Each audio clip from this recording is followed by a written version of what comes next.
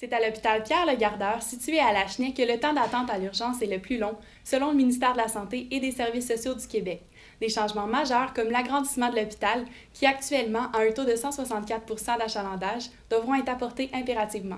Ces changements auront comme but de mieux accommoder les patients. Au Québec, le temps moyen d'attente des patients dans les hôpitaux entre le triage et leur rencontre avec un médecin est de 2h25 minutes. Pour le centre hospitalier Pierre-le-Gardeur, c'est en moyenne 3h38 minutes. Ce ne sont pas les seuls chiffres qui inquiètent la communauté.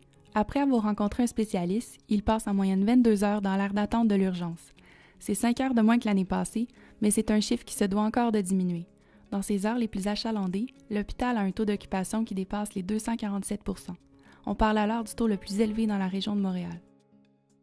Si, exemple, il y a un gros roulement et qu'ils sont obligés d'envoyer beaucoup de monde à l'hospitalisation, c'est sûr qu'ils ont moins de temps à mettre à chaque patient pour donner des soins. Ça affecte-tu la qualité?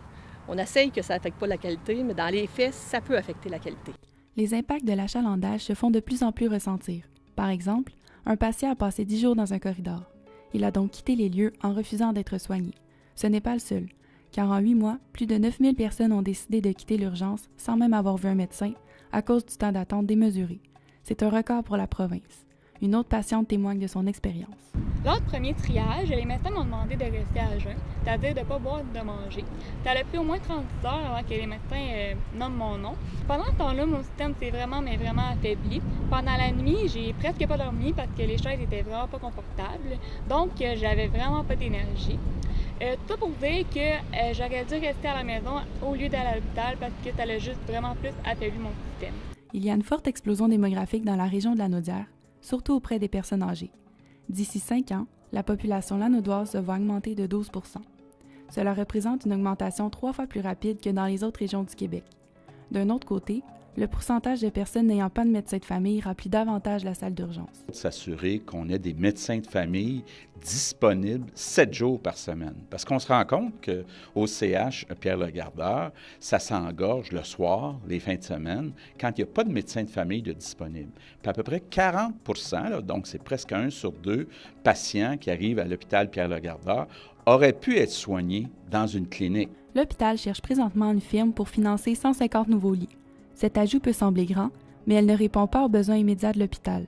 Pas moins de 250 lits sont nécessaires. En ce moment, l'urgence est déjà en manque de place. Avec la population grandissante, les 150 lits ne régleront pas les problèmes de demain.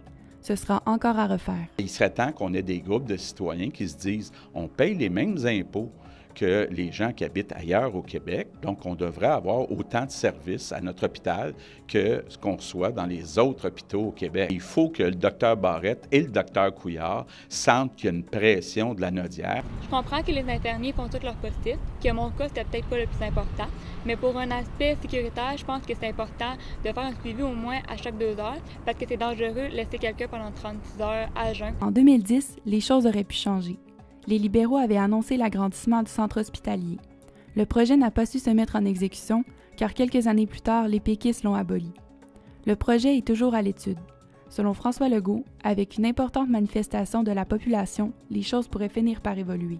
C'était Coralie Bourassa du Cégep régional de Lanaudière à Terrebonne.